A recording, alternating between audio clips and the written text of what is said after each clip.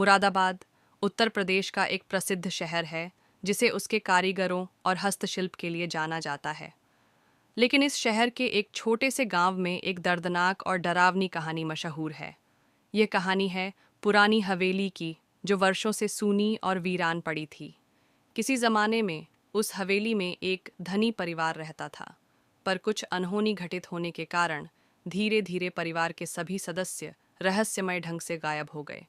कहा जाता है कि हवेली में रात के समय अजीबोगरीब आवाज़ें आती हैं। लोग कहते हैं कि हवेली में एक खूनी घटना घटी थी जिसने हवेली को शापित बना दिया।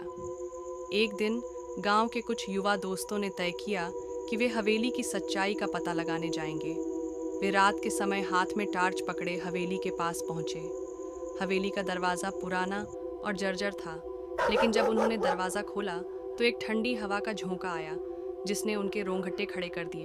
अंदर जाकर उन्होंने देखा कि दीवारों पर पुरानी तस्वीरें टंगी हुई थीं।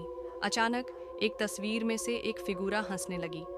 दोस्तों ने डरते हुए इसे नज़रअंदाज किया और आगे बढ़े, लेकिन जैसे ही वे दूसरे कमरे में गए, अचानक दरवाज़ा बंद हो गया। वे सब बुरी तरह से घबरा गए।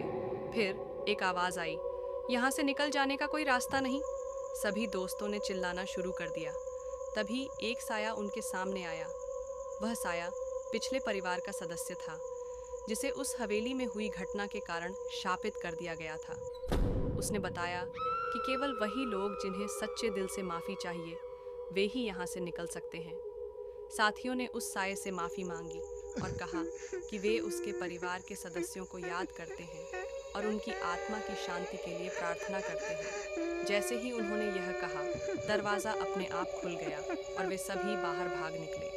उनको यह समझ आ गया कि हवेली एक गलती के कारण शापित हुई थी। इसके बाद से उन्होंने कभी वह हवेली नहीं देखी, लेकिन गांव में बस यह कहानी रह गई, एक चेतावनी के रूप में कि अतीत की गलतियों को भूलना नहीं चाहिए, अन्यथा उनका असर हमेशा बना रहेगा। इस घटनाक्रम के बाद गांव के लोग उस हवेली को नज़रअंदाज करने लगे, लेकिन आज भी रात के अंधेरे में हवेली में से अजीब आवाज़ें आती हैं और लोग कहते हैं कि अगर आप ध्यान से सुने तो आपको वहाँ से फुसफुसाती आवाज़ें सुनाई देंगी। यह कहानी मुरादाबाद की एक दर्दनाक और डरावनी दास्तान है, जो आज भी लोगों को डराने के लिए काफ़ी है।